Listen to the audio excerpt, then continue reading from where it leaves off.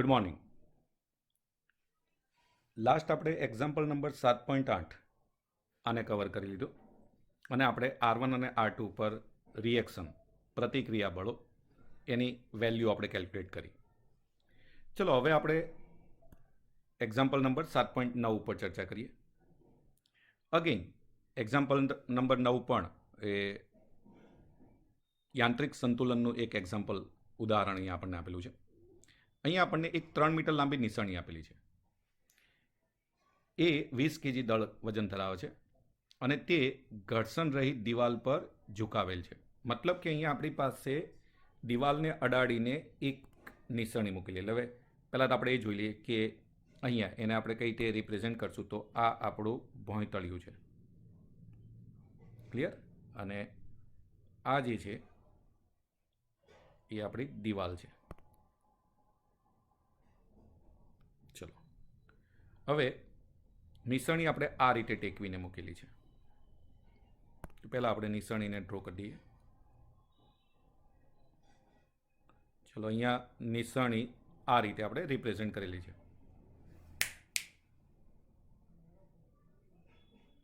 હવે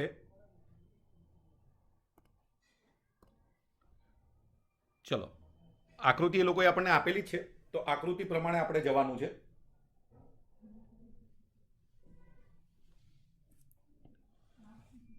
ચલો ઓકે, હવે આપણે આકૃતિ પ્રમાણે જો આમાં જઈએ તો નિશાનીને અહીંયા, કેમ કે આપણને ખબર છે કે સર અહીંયા તો દિવાલ ઘર્ષણ રહી છે, એટલે દિવાલ ફક્ત ને ફક્ત લંબબળ ઉત્પન્ન કરશે. એટલે દિવાલને કારણે ઉદ્ભવતું લંબ બળ, આપણે બળોની જો રજૂઆત કરીએ તો અહીંયા એક બળ આ દિશામાં ઉત્પન્ન થશે. એ દિવાલને કારણે નિશાનીના બિંદુ ઉપર લાગશે, કેમ કે ત્યાં આપણે ટેકવેલી છે, બે સપાટી કેવી છે, સંપર્કમાં. એટલે એ બળ કેટલું હશે, F1 જેટલું. ચલો આપણી પાસે એક બળ અહીંયા આવી ગયું. હવે આ નીચેનો ભાગ આપણે જાણીએ છીએ કે દિવાલ તો ચલો ઘર્ષણ રહિત છે, એટલે દિવાલ ઉપર તો જો વસ્તુ મૂકીએ તો એ લસરી જ જાય. પણ નીચે ભોંયતળિયું ઘર્ષણ રહિત નથી, એટલે શું થયું કે નીચેનો ભાગ ત્યાં ને ત્યાં રહ્યો છે, આગળ ગતિ કરતો નથી. એનું કારણ શું, તો ત્યાં પણ એક બળ આ દિશામાં લાગશે. આ બિંદુએ એક બળ ક્યાં લાગશે, આ દિશામાં. એ કયું હશે, ઘર્ષણ બળ, એટલે કે ઘર્ષણ બળ F. ચલો એક આ દિશામાં લાગશે અને બીજું અહીંયા એક લંબ બળ લાગશે. અને ક્લિયર છે કે લંબ બળ એ સપાટીને કારણે ઉપર તરફ લાગતું બળ છે, એટલે અહીંયા લંબ બળ એ આપણે ઉપર તરફ લઈએ તો એ આપણને અહીંયા મળશે આ બિંદુએ. ચલો જો એને આપણે અહીંયા ડ્રો કરીએ તો અહીંયા આપણને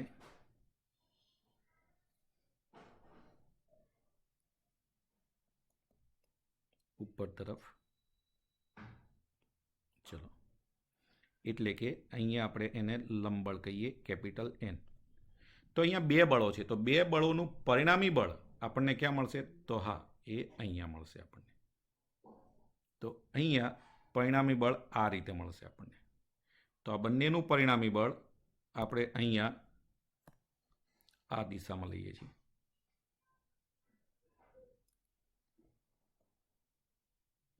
ચલો ક્લિયર. તો આ બંનેનું પરિણામી બળ છે એ અહીંયા લાગશે. આને આપણે કહીએ F2.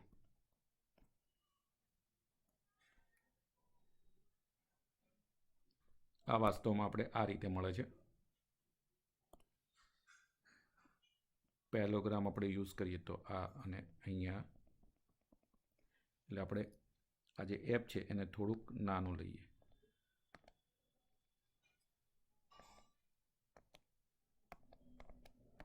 ફરીથી એને આપણે રિપ્રેઝેન્ટ કરી લે, કેમ કે F આટલા ભાગમાં જ લાગશે.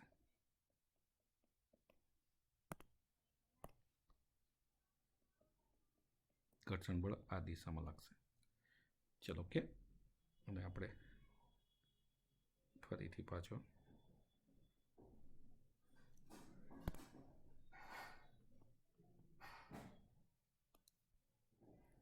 ચલો ઓકે. તો આ થઈ ગઈ કન્ડિશન આપણી જે પ્રમાણે આપણને આપેલી છે. હવે આપણે પોઈન્ટ્સને નામ આપી દઈએ.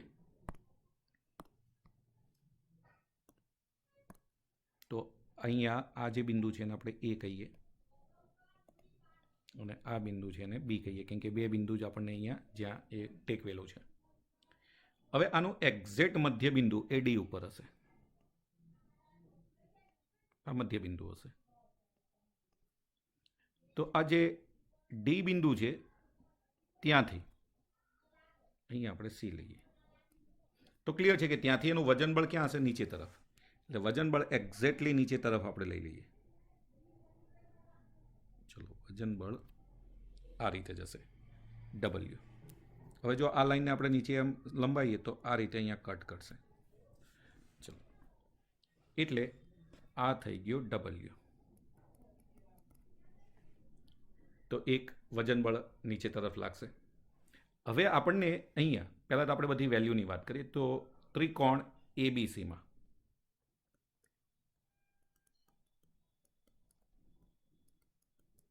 રકમમાં જે આપેલું છે પ્રમાણે નિસરણીની લંબાઈ 3 મીટર છે, એટલે કે AB બરાબર 3 મીટર.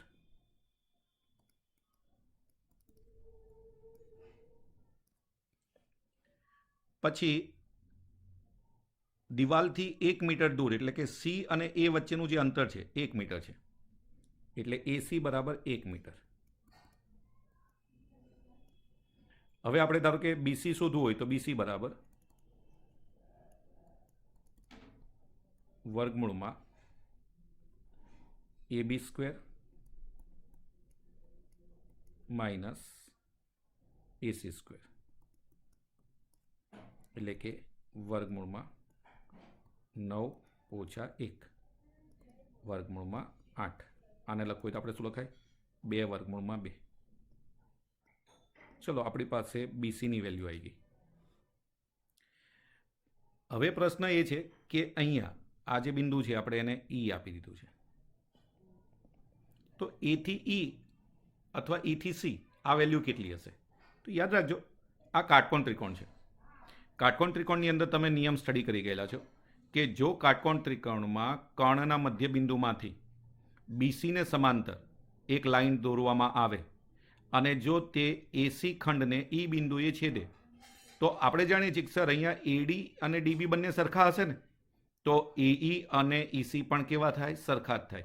એટલે અહીંયા આપણે કહી શકીએ કે અહીં AE બરાબર શું હશે? EC હશે. હવે આપણે જાણીએ સર AC નું મૂલ્ય તો 1 મીટર છે, તો E એ એનો મધ્ય બિંદુ છે અને માટે આપણે કહી શકીએ કે સર અહીંયા AE બરાબર EC બરાબર AC/2 બરાબર 1/2 0.5 મીટર. મારી પાસે બધાના મૂલ્ય જે અંતરો છે અંતરોના મૂલ્ય પહેલેથી હોવા જ જોઈએ. ચલો, આપણે બધા અંતરો શોધી લીધા. જેટલી જરૂર પડે છે એટલા અંતરો પહેલેથી શોધી જ લેવાના છે. હવે ક્વેશ્ચન એ છે કે દિવાલ અને ભોંયતળિયાના પ્રતિક્રિયા બળો શોધો. એટલે પહેલાં તો મેં તમને કીધું એમ કે અહીંયા કુલ કેટલા બળો આપણને દેખાય છે? તો અહીંયા કુલ 4 બળ છે.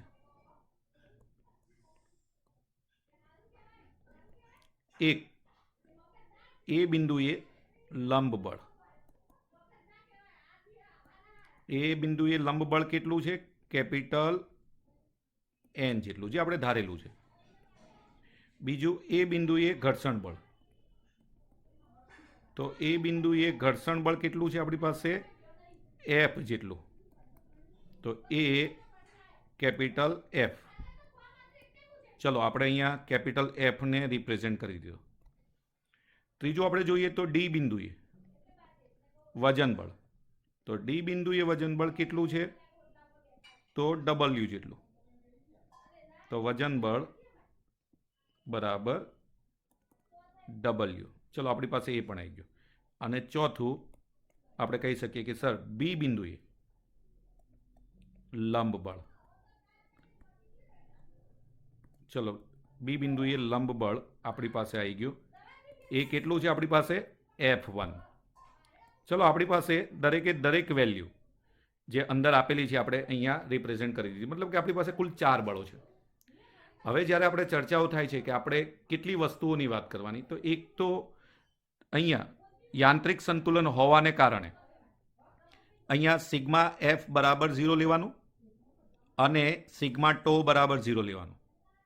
ચલો આપણે સંતુલનની આ વસ્તુની એપ્લાય કરીએ. તો પહેલું સ્થાનાંતરીય સંતુલન લઈએ. તો સ્થાનાંતરીય સંતુલન હોવાથી તો આપણે જાણીએ છીએ કે સર સ્થાનાંતરીય સંતુલનમાં સિગ્મા એફ બરાબર 0 થાય. અહીંયા તમે જુઓ છો કે સર અહીંયા જે બળો છે એમાં સમક્ષિતિજ બળો પણ છે ને લંબ બળો પણ છે. એટલે આપણે અહીંયા બે કન્ડિશનનો યુઝ કરવાનો થાય. એક સિગ્મા એફએક્સ બરાબર 0.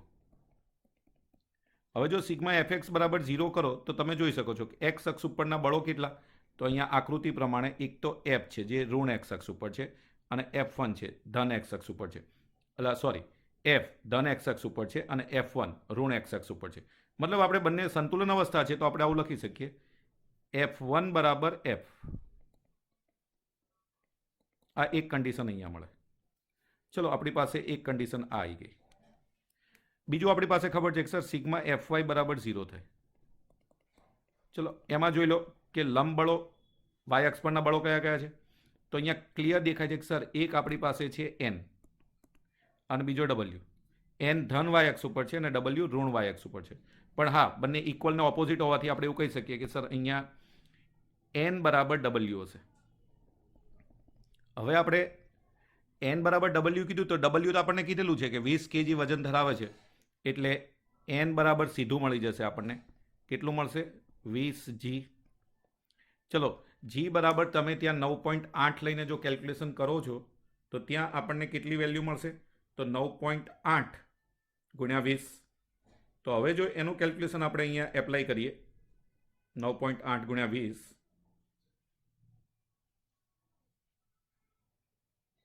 તો આપણને મળશે 196.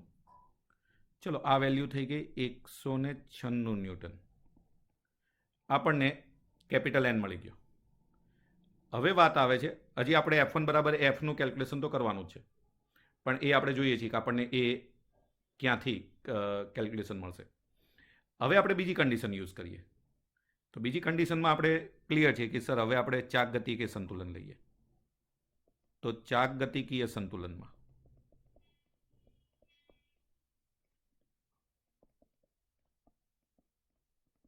આપણે લેવાનું છે સિગ્મા ટો બરાબર 0. હવે જ્યારે સિગ્મા ટો બરાબર 0 લેવાનું એટલે આપણને ખબર છે સર કોઈ એક સંદર્ભ બિંદુને અનુલક્ષીને. એટલે હું અહીંયા લખું છું એ બિંદુને અનુલક્ષીને. આપણને એવું થાય કે સર આપણે એ બિંદુ કેમ લીધો.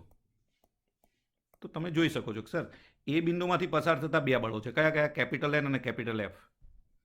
તો કેપિટલ એન અને કેપિટલ એફને કારણે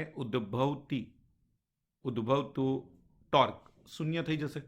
મતલબ કે એ બેની ગણતરી આપણે કરવાની ઓછી થશે. મતલબ કે આપણે એવું બિંદુ સંદર્ભ બિંદુ લેવાનું કે જ્યાં મહત્તમ બળો આપેલા હોય જેથી એના ટોર્કની ગણતરી આપણે કરવી પડે નહીં. તો હવે આપણી પાસે બે જ બળો લયા. કયા કયા એક ડબલ્યુ અને બીજું F1. તો હવે ડબલ્યુ ઇન્ટુ હવે લંબ અંતર કયું કહેવાય તો તમારે આ પોઈન્ટને ખાસ યાદ રાખવાનું. જો સમક્ષિતિજ બળ હોય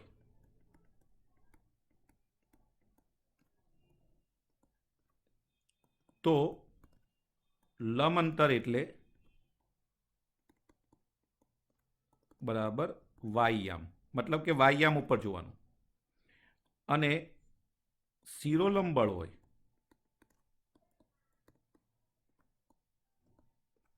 તો લંબ અંતર એટલે એક્સયામ. આટલું યાદ રાખીને ચાલવાનું. નહીં તો તમને શું થાય લંબ અંતરમાં પ્રોબ્લેમ થશે શોધવામાં. ફોર એક્ઝામ્પલ અહીંયા તમે જુઓ આપણી પાસે અહીંયા જે ડાયાગ્રામ છે એને જ આપણે ધ્યાનમાં લઈએ એટલે આપણે ત્યાં ઉપર આપણા ડાયાગ્રામમાં આપણે જોવું ન પડે. ચલો હવે અહીંયા તમે જુઓ તો અહીંયા આ ડબલ્યુ જે છે એ લંબ બળ છે. ક્લિયર. તો આપણે શું જોવાનું છે શિરોલંબ બળ હોય તો એક્સયામ. એક્સયામ એટલે એ થી એક્સ સુધીનું એટલે આ અંતર. આપણે આ અંતરને લંબ બળ લઈ શકીએ એટલે કે ત્યાં આપણે શું લખશું એ ઇન્ટુ ઈ. ચલો ક્લિયર. પહેલો પોઈન્ટ આ. હવે આપણે એફને જોઈએ. F1 તો F1 સમક્ષિતિજ બળ છે, સમક્ષિતિજ બળ થયું ને. તો હવે એથી અંતર એટલે આપણે એથી આ અંતર શોધવાનું, અહીંથી આ અંતર. હવે આપણે જાણીએ સર આ અંતર એટલે BC થાય, બે સરખા જ હોય એટલે F1 ઇન્ટુ BC.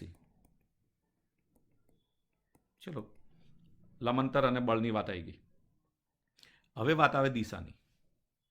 જ્યારે દિશાની વાત આવે ત્યારે આપણે એ બાબતમાં ક્લિયર હોવા જોઈએ કે અહીંયા આપણે જે બિંદુને સંદર્ભ બિંદુ તરીકે લઈએ ને ત્યાં આપણે એક લંબ સોરી જે સંદર્ભ બિંદુ હોય એને આપણે સ્થિત મતલબ કે ત્યાં એક આપણે સ્ક્રૂને ફિટ કરી દેવાનું. એટલે એ બિંદુએ આપણે શું કરશું, હવે એક સ્ક્રૂને ફિટ કરી દઈશું. ચલો માની લો કે આપણે એ બિંદુએ એક સ્ક્રૂ ફિટ કરી દીધો.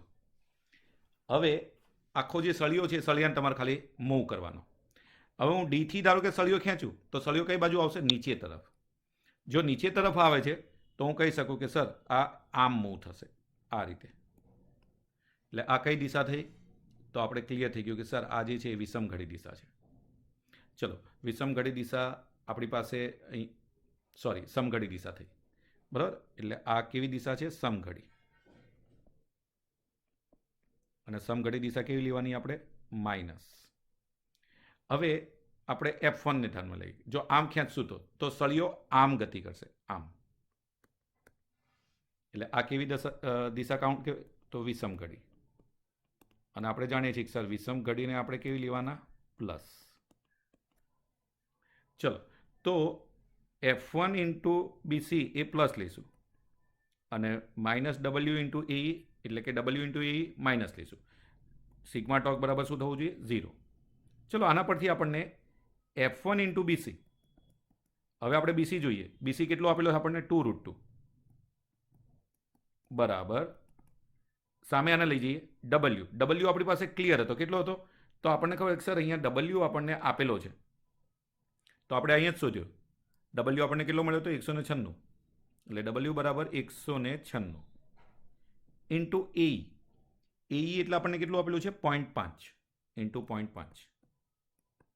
ચલો માટે F1 બરાબર સિમ્પ્લિફાઈ કરી નાખો, 196 ગુણ્યા 0.5 એટલે એના અડધા થઈ જશે. એટલે આપણને કેટલા મળશે, 98. ચલો એ વેલ્યુ આવી ગઈ. 98 ભાગ્યા કેટલા પાછા કરશું આપણે, 2, કેમ કે આ 2 હજી આવશે ને એટલે બીજા 2 એટલે 49 ભાગ્યા કેટલા કરશું, √2 એટલે 1.4. ચલો તો આપણને કેટલી વેલ્યુ મળે છે, 35. આપણે અંદર જોઈ લઈએ અંદર એ કેટલી વેલ્યુ આવે છે. એટલે તો અહીંયા આપણને જે F1 ની વેલ્યુ મળે છે એ F1, ચલો તો આપણે પહેલાં જોઈ લઈએ. F1 34.6 આપણે નિયર ઇક્વલ ટુ 35, કેમ કે મેં 1.4 લઈને કેલ્ક્યુલેશન કર્યું છે. એટલે આ વેલ્યુ આપણી પાસે છે 35 ન્યૂટન. તમે પરફેક્ટ √2 લેશો ને તો 34.6 આવશે. ચલો ક્લિયર. તો આપણે F1 બરાબર 35 ન્યૂટન થઈ ગયું. હવે F1 બરાબર F છે, શેના ઉપરથી આપણને ખબર પડી કે અહીંયા આપણે એક કન્ડિશન મૂકેલી જ છે. અને માટે હવે આપણે કહી શકીએ કે માટે સર ઘર્ષણ બળ બરાબર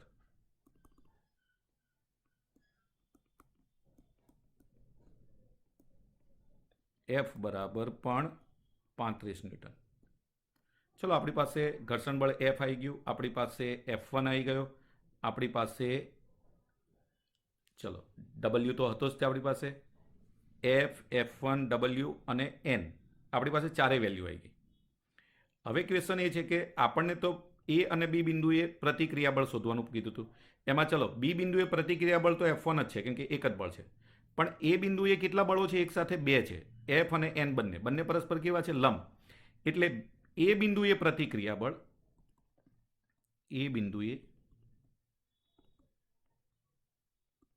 પ્રતિક્રિયા બળ, જો બે બળો આપેલા હોય અને બંને પરસ્પર લંબ હોય તો સીધું સૂત્ર શું બને, એને આપણે નામ શું આપેલું છે પ્રતિક્રિયા બળને, F2. F2 નું મૂલ્ય એટલે F2 બરાબર વર્ગમૂળમાં F1 સ્ક્વેર N સ્ક્વેર કેમ કે ત્યાં આપણે એને નામ શું આપેલું છે, એન જ આપેલું છે ને, એટલે N square plus F square. ચલો આપણે અહીંયા એનની વેલ્યુ આપણી પાસે છે 196નો વર્ગ વત્તા એફ આપણી પાસે છે 35નો વર્ગ.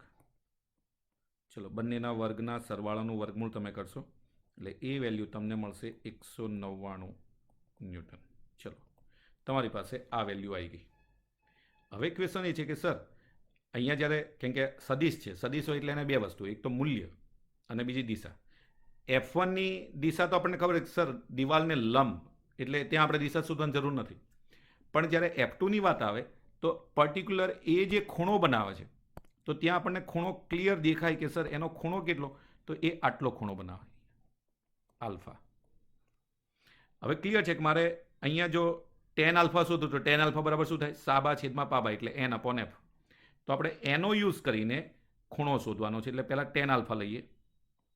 તો tan આલ્ફા બરાબર સાબા એટલે કે n અપોન f અને માટે આલ્ફા બરાબર tan inverse n upon f. આ મૂકી દેવાનું. ત્યાં તમે વેલ્યુ કાઉન્ટ કરશો એટલે tan ઇનવર્સ એ વેલ્યુ તમને કેટલી મળશે, 4√2 જેટલી. સિમ્પ્લિફાઈ એને કરશો તો નિયર ઇક્વલ ટુ આ જે ખૂણો છે કેટલો મળશે તમને, 80 ડિગ્રી. તો આ રીતે તમારે આ દાખલાનું કેલ્ક્યુલેશન રિપ્રેઝેન્ટ કરવાનું છે. તો દાખલો કમ્પ્લીટ સમજીને કેલ્ક્યુલેશન કરજો. બંને દાખલા આઈએમપી છે અને માટે સારી રીતે સમજી અને એને કેલ્ક્યુલેશનમાં લઈ લેવાના. ચલો ક્લિયર. ક્યાંય જો દાખલા ન સમજાય, બંને આગળના વિડીયોનો દાખલો અને આ દાખલો જો ન સમજાય તો પાછું મારી જોડે ડિસ્કશન ક્લિયર કરી લેજો કે કઈ રીતે એને કેલ્ક્યુલેટ કરાય. બરાબર. સ્વાધ્યાયની અંદર આવો ને આવો એક પ્રશ્ન છે. હા, અમે મેં તમને કીધું કે વધારાનો સ્વાધ્યાય ક્યાંય આપણે કરવાનું નથી, પણ જ્યાં આપણને આના જેવા દાખલા દેખાય છે તો એને બને ત્યાં લગી આપણે કેલ્ક્યુલેટ કરવા પ્રયત્ન કરવાનો. તો આવો સેમ દાખલો આપણને સ્વાધ્યાયમાં આપેલો છે. તો ઓકે, પહેલાં આપણે જોઈ લઈએ. એક તો વધારાના સ્વાધ્યાયમાં 7.22 જતો રહ્યો એટલે હવે એ કરવાનો નહીં તો 7.22 એ બેઝ ઉપર ચાલે છે. તો હવે 7.22 નહીં કરવાનો, પણ હા 7.8 એ તમારે માટે હોમવર્ક છે. દરેકે 7.8ને કેલ્ક્યુલેટ કરવા પ્રયત્ન કરવાનો. જો નથી આવડતો તો નેક્સ્ટ વિડીયો લેક્ચરમાં હું આને રિપ્રેઝેન્ટ કરવા પ્રયત્ન કરીશ, એટલે કે એને અહીંયા કેલ્ક્યુલેટ કરીશ, જેથી કરીને તમે એને જાતે એનું સોલ્યુશન સમજી શકો. હા, રીત આની યાદ છે એટલે પહેલાં બધાએ જાતે ટ્રાય કરવાની, અને છતાં જો જવાબ તમને આઈડિયા કંઈ નથી આવતો તો હા, હું એનું કેલ્ક્યુલેશન ત્યાં પુટઅપ કરીશ. ચલો ક્લિયર. Thank you.